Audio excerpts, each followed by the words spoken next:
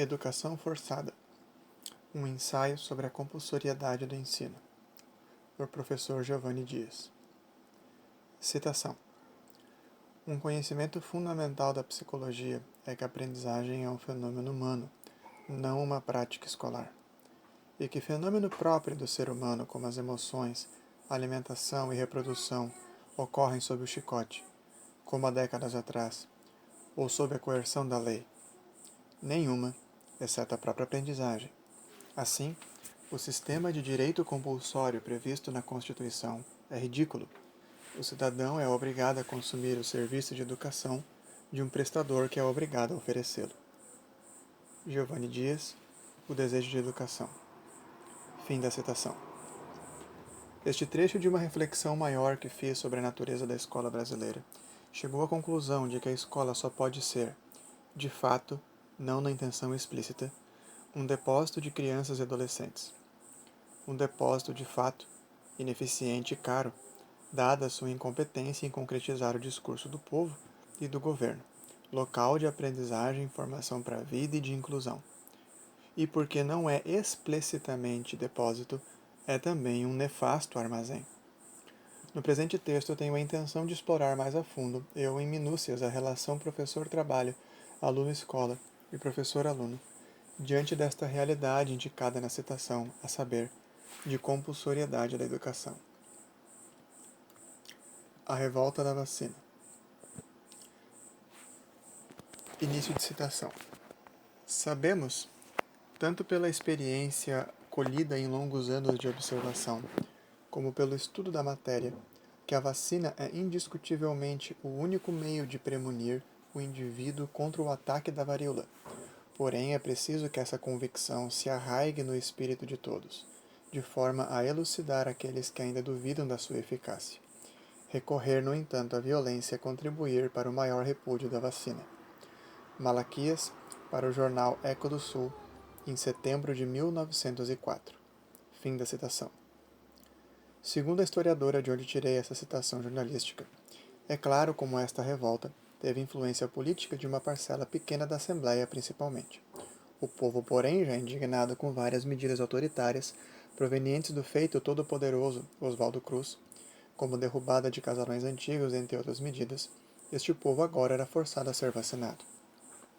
Parece que havia indisposição popular devido ao local de vacinação, o ombro, que na época era medida de pudor escondê-lo. O consenso histórico epidemiológico é de que os esforços de Oswaldo Cruz eram necessários pelo bem geral, dado o estado de calamidade sanitário pública em que se encontrava a então capital do Brasil. Assim, a obrigatoriedade da ação se sustentava pela urgência de vida ou morte de milhares de pessoas. Me é impossível não ver o paralelo com a condição educacional nas escolas em que passei, especialmente a atual. Cidade interiorana marcada pelo trabalho braçal relativamente bem remunerado. E isso me faz questionar. Pelo que se sustenta, no entanto, a compulsoriedade da educação? Ou, qual a necessidade de um ministério com medidas pedagógicas também compulsórias e centralizadoras em vez de um conselho apenas, como um emissor de consultorias genéricas e agregador de especialistas? Por que lidar com as massas como se fossem todos estúpidos, a ponto de serem obrigados todos a consumir um único produto sem nenhuma garantia, no entanto, de recebê-lo, dado o quadro geral de analfabetismo funcional mesmo entre docentes? Qual a necessidade da educação popular? A democracia, como defendem liberais desde a Revolução Francesa? Ao trabalho, como defendem a massa trabalhadora em geral, e não apenas empresários? Se a ambos, de que forma deve ser essa educação? E como se ver professor diante da compulsoriedade, especialmente lidando com clientes em idade tão imatura? Como agentes de saúde se viam a si mesmos, enquanto profissionais entrando na casa das pessoas que não queriam ser vacinadas? Me parece que a primeira ação-resposta a tais perguntas é, ao indivíduo comum, a saber, profissionais da linha de frente de tal educação e os próprios discentes, construir juntos uma narrativa honesta que justifique não a compulsoriedade, mas a empresa educacional. Diante de uma justificativa que seja em torno da democracia, como os humanistas defendem, e do trabalho, como o povo que precisa comer defende, outros questionamentos se levantam. Como cumprir com tais justificativas tendo em vista o currículo real, não necessariamente documentos orientadores, como o BNCC ou referenciais estaduais, isto é, o plano de trabalho docente e a infraestrutura da escola? Ou mesmo de corpo docente dormente com relação a práticas efetivas para tal formação e para com o fenômeno da aprendizagem mesma? A última pergunta ao problema me parece não há solução, dado o caráter empregatício que docentes possuem, às vezes de cunho puramente político, amizade profunda com direção ou vereadores, etc., às vezes muito burocrático de se pôr à disposição ou à demissão, apesar de definitivamente não estar cumprindo com sua função de acordo com os documentos vigentes. Mas a primeira me parece que se resolve mais ou menos no nível individual, docente, através da reflexão sobre questões políticas e habilidades trabalhistas que cada disciplina possa contribuir. Afinal de contas, não é possível adicionar para além do que há. Claro que faltarão saberes para certas áreas, mas não parece ser este o fim da educação geral, a saber, ser formação técnica. Este é o fim de escolas técnicas e apenas a elas cabem tais questionamentos. Assim, o que cabe à minha disciplina, à tua disciplina, para a formação trabalhista genérica, e a instrução política à democracia. Como o ensino público regular de química, física, etc., podem servir realmente a todos de uma só vez? Uma questão de enfoque? Há anos atrás fui instigado por uma professora do mestrado a defender a física dentro da educação básica para todos.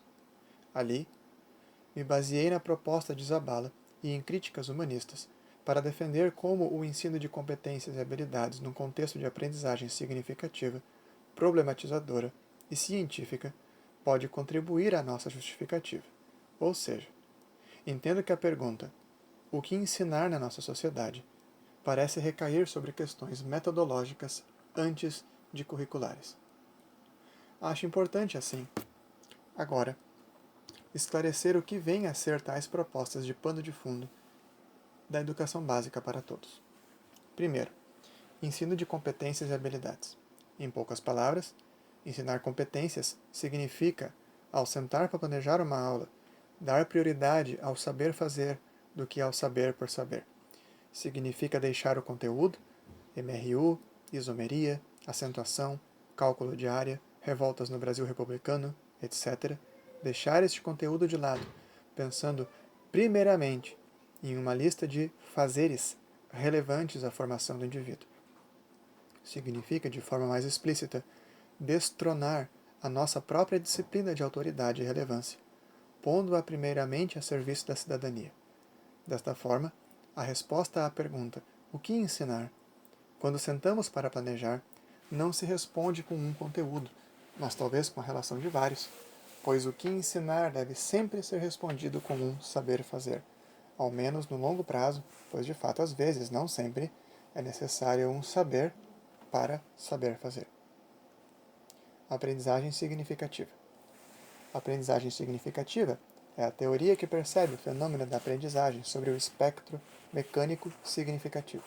Ou seja, alguém pode aprender algo completamente novo, devendo usar da repetição para isso, o que ocorre praticamente apenas nas séries iniciais, ou pode aprender algo sobre o qual já possua ideias pré-concebidas, modificando essas ideias. Diante das séries finais no ensino fundamental e do ensino médio, portanto, o ensino não pode priorizar o caráter mecânico da aprendizagem, ou seja, de decoreba ou de ações que privilegiem, como listas enormes de questões objetivas, ou de perguntas não relacionais, argumentativas e explicativas, como questões simplistas do tipo calcule, ou o que é tal coisa, etc. Neste período, o aluno já possui suficientes hipóteses sobre tudo para o professor ignorar o que ele sabe.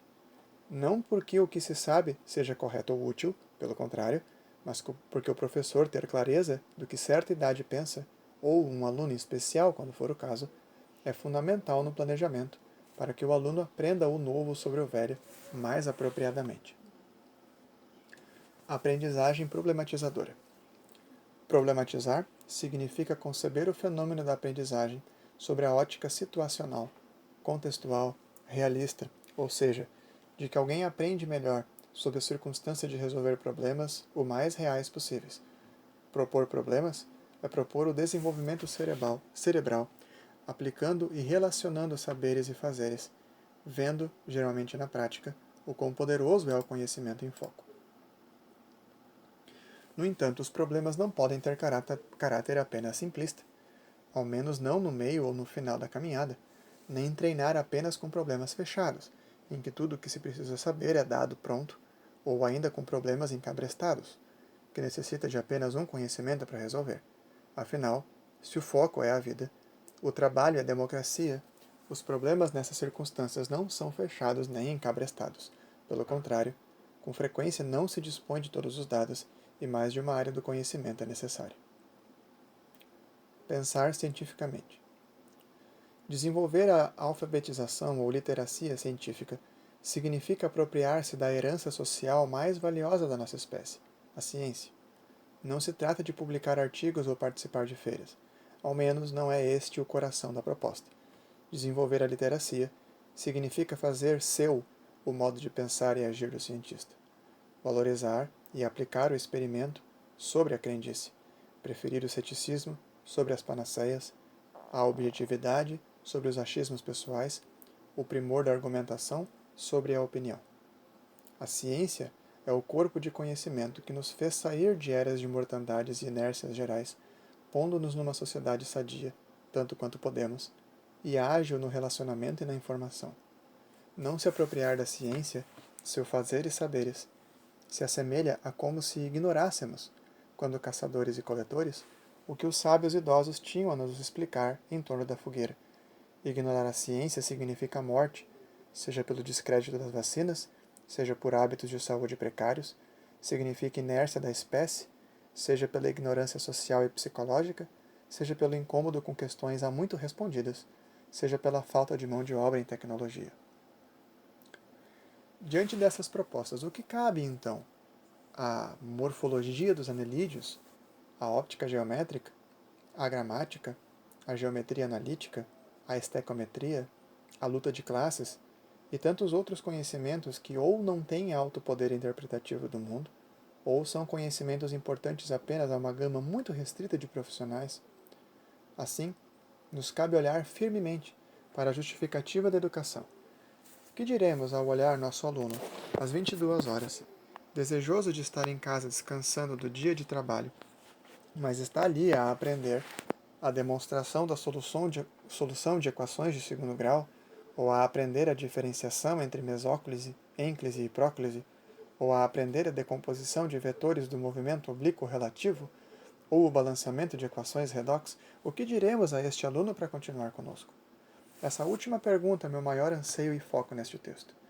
Se a justificativa é a democracia e o trabalho, então ou o currículo precisa ser incomparavelmente mais singular e idiosincrático, através de diferentes trilhas, nas que o aluno pudesse seguir conforme certos enfoques de áreas profissionais, ou a aula deveria focar em questões de interesse democrático geral, como trânsito, saúde pública, mudanças climáticas, geração e produção de energia, a participação política, a comunicação argumentativa, a evolução das espécies, dentre tantos outros temas que compete ao cidadão da Revolução Francesa saber, para deixar de ser súdito de Luís XVI e se tornar cidadão francês de fato, tanto no contrato social quanto na mente.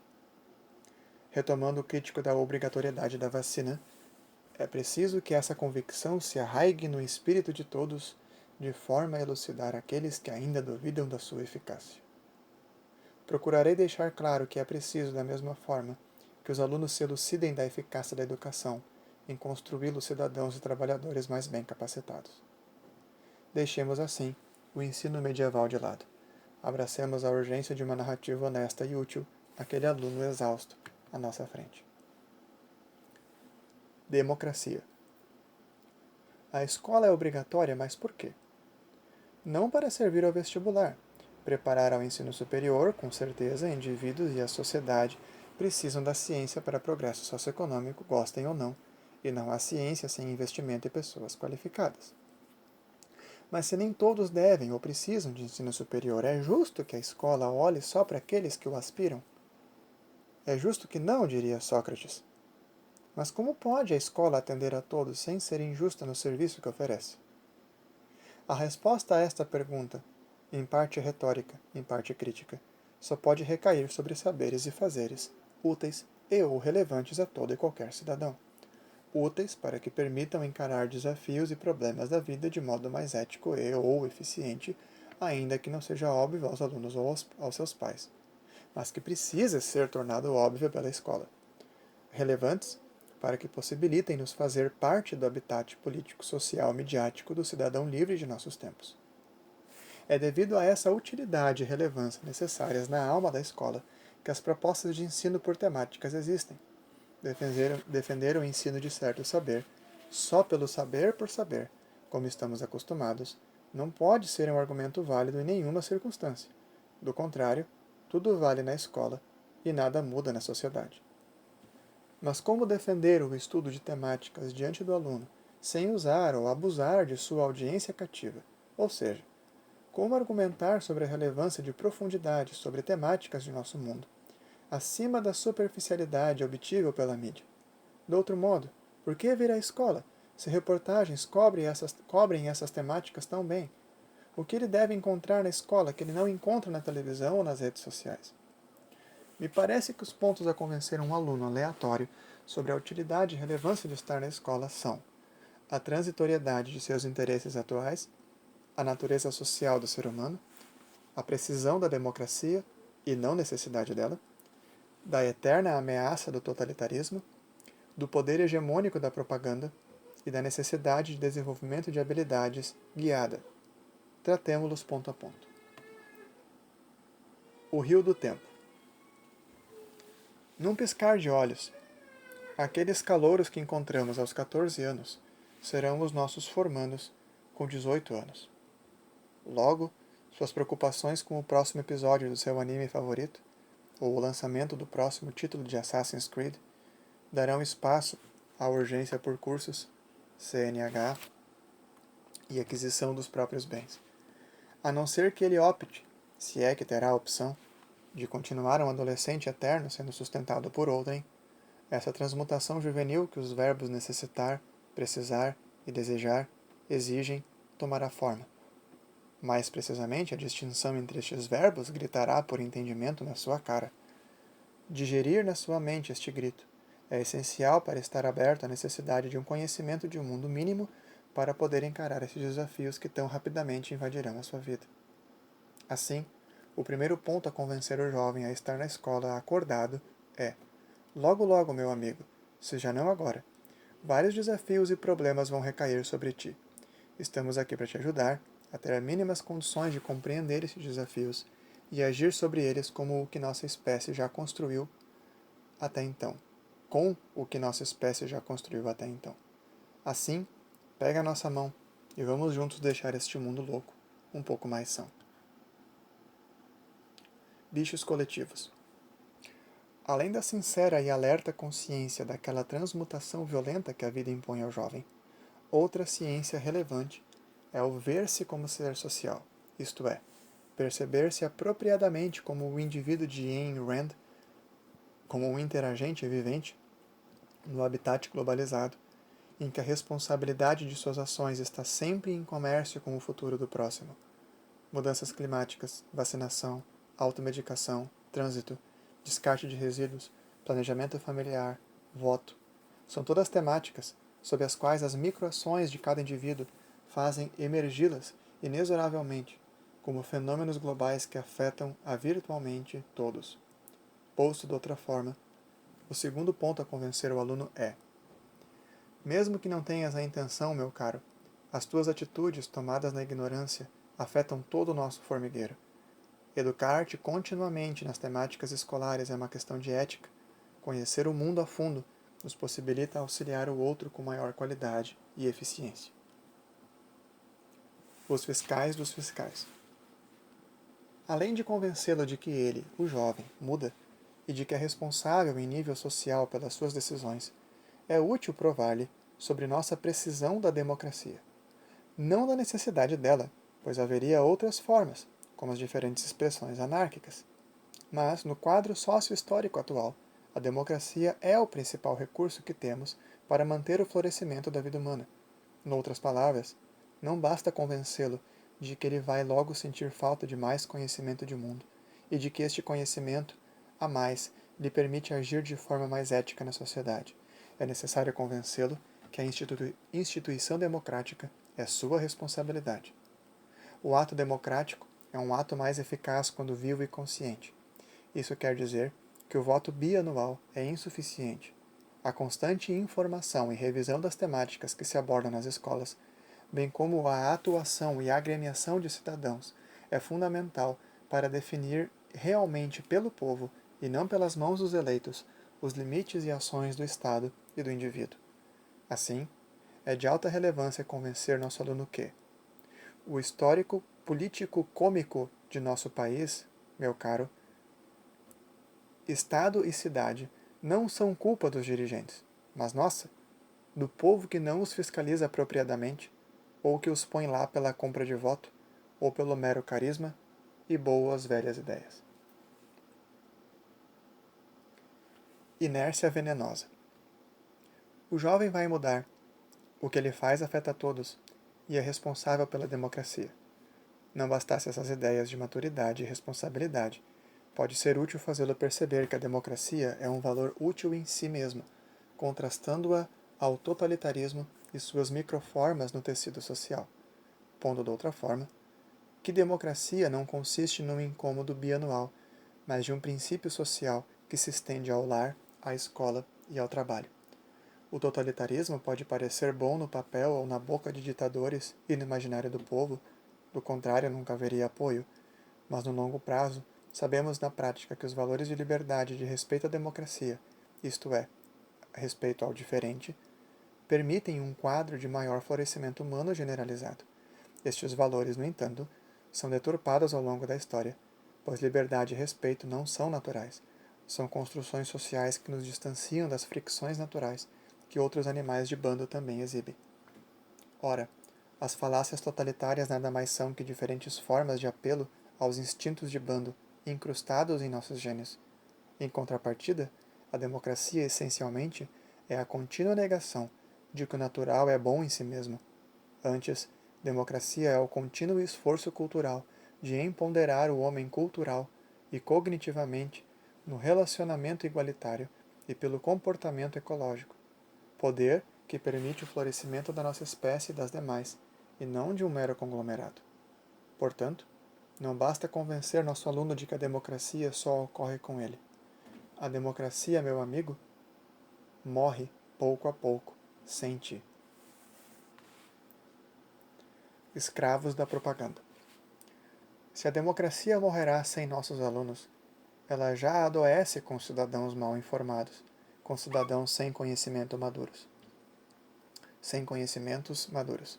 Nossa sociedade, pelo que se repara nos grupos familiares de WhatsApp, e infelizmente de professores também, apesar de valorizar a educação de boca, isto é, pelos stories do Facebook e pelo status do WhatsApp, e lamentar a degradação política da escola, essa sociedade mesma é estupidamente desconhecedora das 4 áreas do conhecimento.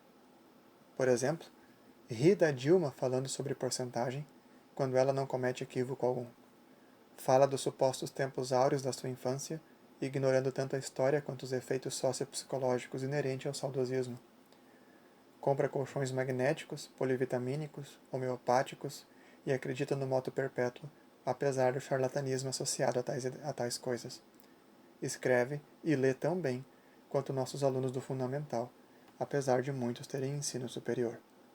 Ou seja, cidadãos mal instruídos e que não querem se instruir, cuidando de sua democracia, é um quadro comparável a crianças birrentas e assustadas cuidando da casa. É urgente, portanto, formarmos nossos jovens para a complexidade e dificuldades da vida democrática. Continuar a ler e debater assuntos que afetam a todos, meu jovem, para melhor votar e cobrar governantes, é mais útil que sentar e lamentar, quando, enfim, tiranos destruírem a natureza e a liberdade. A objetividade e as pedras no caminho. O fácil acesso ou alcance à informação da contemporaneidade é enganador, e esse poder do engano é multifacetado. Em primeiro lugar, temos os fenômenos cognitivos a que todos estamos sujeitos, além de boa parte de nós estarmos também alheios a eles. viés cognitivo, obliteração ausubeliana, assimilação piagetiana, no caso sem prévia desequilibração, efeito ilusório da verdade, só para citar alguns, são fenômenos que ocorrem em nossa mente quando algo novo está diante de nós, mas forçamo-lo nas formas pré-estabelecidas da nossa rede cognitiva como mais do mesmo, como algo velho não novo. Em segundo lugar, temos o inerente analfabetismo funcional da população em geral. De que adianta ter acesso à informação se não posso decodificá-la?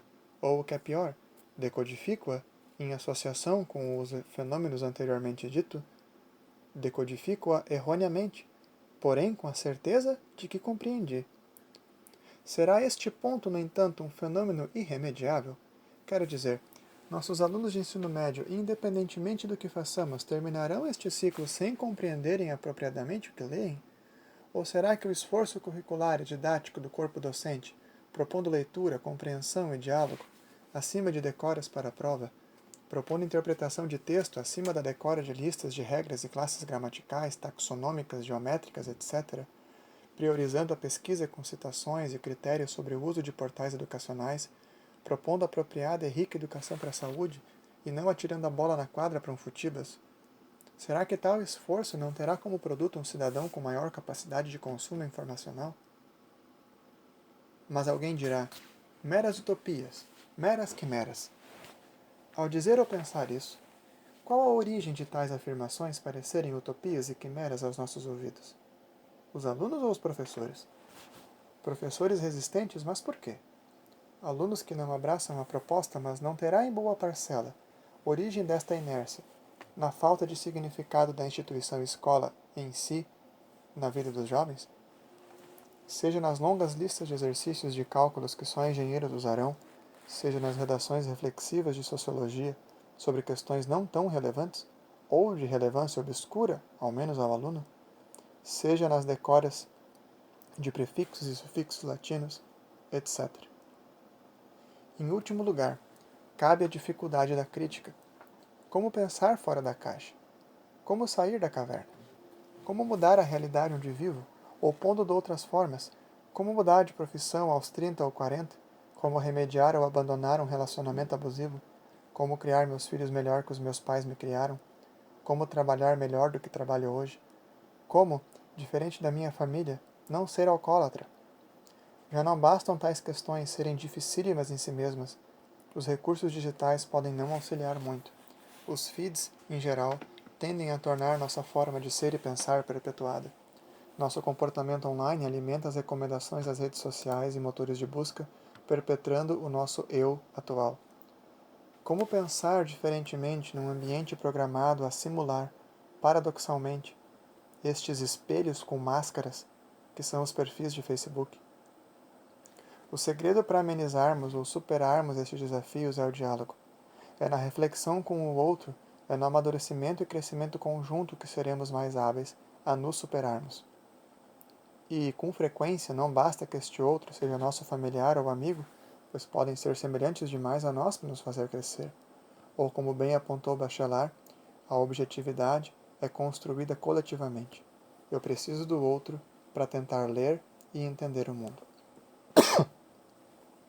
Em suma, nossa argumentação para chamar o aluno a nós poderia ser: nós todos somos cheios de limitação em nossa mente, meu jovem, mas podemos aprender a procurar e construir, um no outro, o crescimento, amadurecimento, desenvolvimento, precisos para vencermos os obstáculos pessoais e coletivos, aprendermos a dependermos do outro, ou seja, na leitura e na conversa, para sermos mais inteligentes e eficientes na lida com nossos problemas. Vida pessoal. A escola é obrigatória, mas só a precisão de manter viva a democracia é razão para não justificar, mas suportar sua obrigatoriedade? O que mais é justo? Não a obrigatoriedade, mas ao cidadão que ali está diante de nós cansado às 22 horas da noite. Essas 20 e poucas horas semanais que está ali não podem ser úteis de maneira mais imediata a ele? A última pergunta só pode ser respondida afirmativamente diante da viabilidade de oferta de um serviço mais individualizado. Ou seja, além da manutenção da democracia, o tempo escolar só poderia ser justo e útil se também ofertar momentos que certo indivíduo poderá atender a seus anseios particulares. Mas de que modo pode a escola flexibilizar-se a ponto de viabilizar diferentes anseios? Na pior das hipóteses, de 30 a 40 anseios diferentes por turma. Se a escola é um local de formação, que dimensões da vida necessitamos de formação, de qualquer natureza? Acredito que esta pergunta cabe primeiro responder. E respondendo-a, entendo que caímos nos seguintes pontos. Futuro. O planejamento da própria vida é apropriadamente onde as pessoas parecem ser mais arrogantes e ao mesmo tempo mais necessitadas. No entanto, saber organizar seu futuro é imprescindível. Como já disse Lewis Carroll, se não sabemos aonde vamos, qualquer caminho serve. Mas se qualquer caminho serve, não há critério. Sem critério, não há escolha. E se não escolhemos, outro escolhe por nós. E será a ausência ou abstinência da escolha uma forma de escravidão voluntária, que já denunciou Etienne de la Boétie há 400 anos atrás? Autoconhecimento. Como resolver as dores da nossa alma? Como controlar a raiva, a ansiedade, a tristeza, a alegria, a libido, o apetite, atingindo um, entre aspas, equilíbrio, isto é, certo nível ou característica, que não traga danos a nós ou a outrem? Quais as raízes ou gatilhos de nossas emoções? Como manter o foco em atividades? Que práticas de disciplina funcionam para mim para hábitos saudáveis?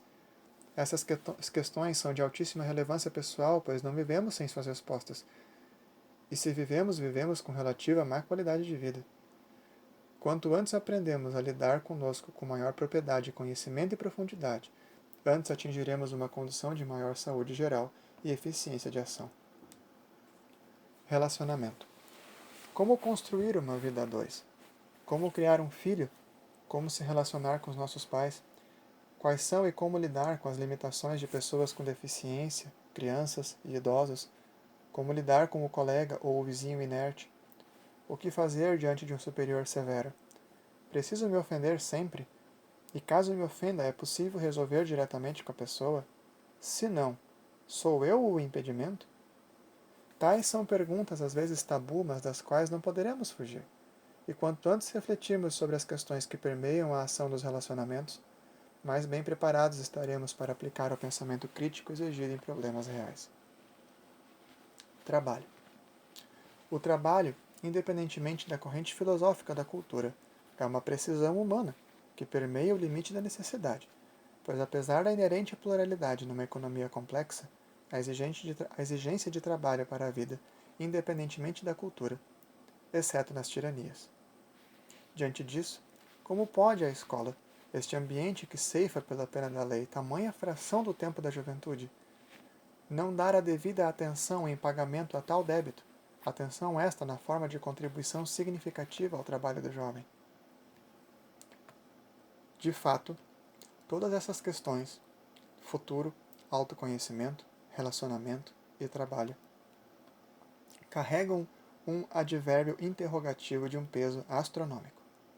Como fazer isso? Como fazer aquilo? E o peso deste advérbio reside tanto no vínculo de precisão que possui com o nosso ser, no longo e curto prazo, quanto na idiosincrasia de cada como que precisamos nos indagar. Ora, se o peso da precisão nos toca a urgência da mudança na escola, a idiosincrasia nos orienta no que há de odioso e débil na escola, nos orienta com um urro surdo, ensurdecido pelos hábitos, no plural mesmo, o hábito de sermos carcereiros de sala de aula, o hábito de lamentarmos não termos as condições infraestruturais na escola, o hábito de ignorar questões didáticas na sala dos professores, o hábito de procurar no Google o que lecionar hoje, pronto, o hábito de fofocar no conselho de classe, o hábito de coxingar o colega que ainda pensa em mudança. Assim, o que fazer? Temos a audiência cativa de 30 pessoas por hora. Como contribuir com o seu desenvolvimento, atingindo alguns dos pontos levantados acima? Como atingir uma proposta que seja universalmente relevante, mas com a flexibilidade suficiente para dar vazão às idiosincrasias? Entendo que, dadas as duas propostas, democracia e vida pessoal, nem sempre haja espaço na mesma hora com qualidade para ambas. Porém, digamos que haja espaço-tempo para as questões da vida pessoal. Como reagiremos? A título de exemplo, a nossa reforma do novo ensino médio traz espaço para alguns pontos levantados acima nos espaços projetos de vida, mundo do trabalho e itinerários formativos. Mas o que se tornarão as nossas escolas? Como o ensino religioso geralmente é, serão esses espaços tempo para o famoso e exigente fechamento de carga horária? Ou como filosofia e sociologia, pega o profissional de humanas que haja e acaba dando sua disciplina no lugar, na prática? Ou apenas será priorizado que apenas profissionais capacitados e com apropriada intencionalidade assumam esses espaços? Reprovação.